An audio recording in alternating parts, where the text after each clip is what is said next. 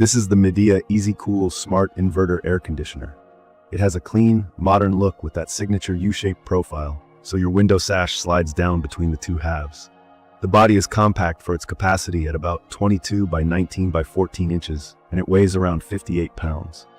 The front panel is simple, the fins on the back are exposed and delicate, and the whole frame feels more like a modern gadget than a clunky appliance. From my experience, the shape isn't just for style. It keeps the loud compressor outside the room, which matters a lot once it's running. Key features that stood out to me are the inverter compressor, the U-shaped window design, Wi-Fi control with a solid remote, Energy Star efficiency, and a heat mode for shoulder seasons. Quick explainer if you're new to this. An inverter compressor doesn't just turn on and off. It ramps up and down to hold a steady temperature. That avoids big swings and saves power because it can cruise at a lower wattage once the room is cool. BTU is a sizing number for cooling power. 12,000 BTU is generally rated for spaces up to about 550 square feet. Noise is listed at 58 dB, which is a normal conversation level, and in practice it sounds softer because the loud part sits outside the glass. It runs on a standard 115-volt outlet, which is convenient in most homes. In my opinion, the quiet operation is the main reason to pick this model. Once it settled into a steady pace, I could watch TV and talk without raising my voice. Sleep was easy with it set to a low fan speed. The U-shape is doing a lot of work here. The compressor hum is outside, and the glass acts as a barrier.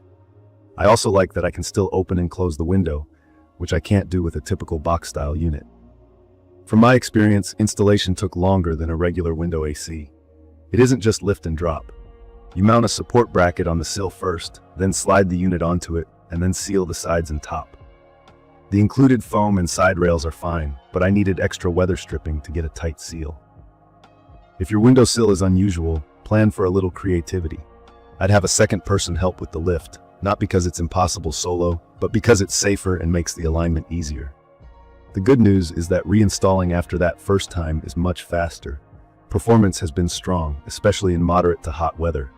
I've seen it blast air in the mid-50s Fahrenheit at the vent during initial cooldown, and then it tapers to a gentle, steady flow.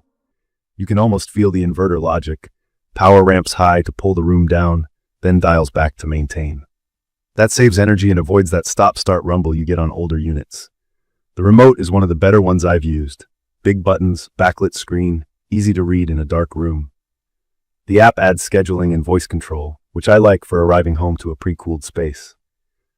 I did run into occasional Wi-Fi dropouts, and the app layout could be cleaner, but once set up, it's mostly dependable. When it does disconnect, I usually just power cycle the unit or my router and it comes back. Let me break down the heat function in simple terms.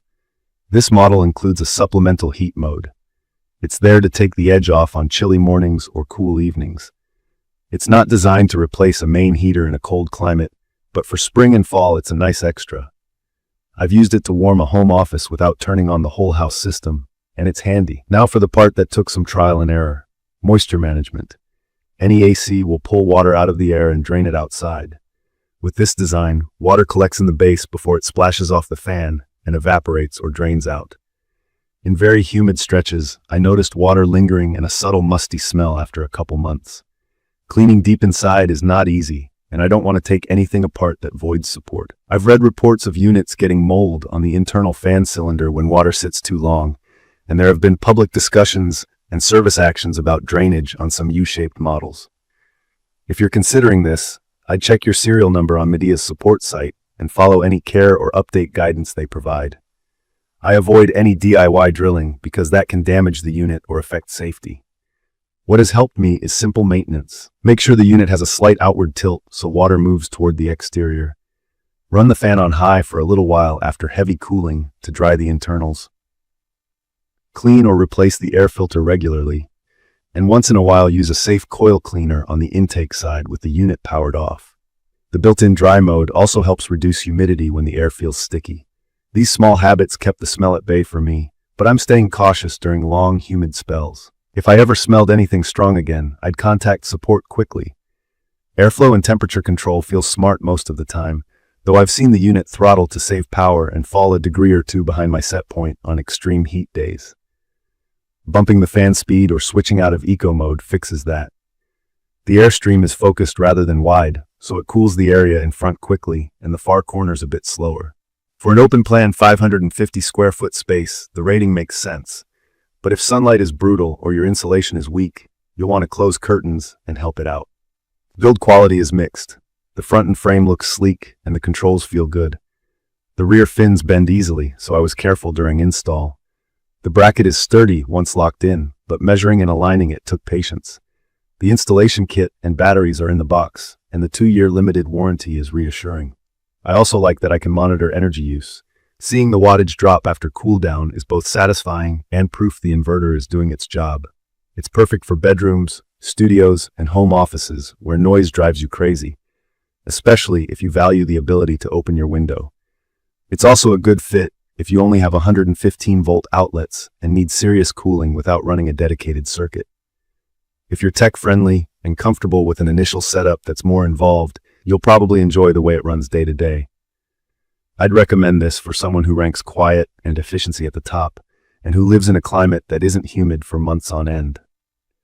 If you're in a very humid area, be realistic about maintenance, keep an eye on odor, and follow Midea's guidance on drainage and care. If you want a pure, install-it-and-forget-it unit with zero fuss, or your space is unusually challenging, you might look at alternatives, or even consider a mini-split. In my opinion, Midea pushed window ACs forward with the U-shaped inverter idea. The daily comfort is real: low noise, steady temperature, and smart control. The trade-off is that installation can test your patience, the app can be clunky, and moisture management needs attention, especially over a long, humid summer. If you go in knowing those points, the experience can be great. In conclusion, the Midea EasyCool Smart Inverter Air Conditioner Window Unit with heat lands on my short list for quiet living spaces up to about 550 square feet. The efficiency, the sound profile, and the flexible control make it a strong performer. Just be ready to spend extra time on the initial setup, add better ceiling foam if needed, and maintain good airflow and drainage. That's how you get the best out of it. If you found this video helpful, please subscribe for more practical reviews and tips, and drop your questions or your own experience in the comments so we can compare notes. Thank you for watching.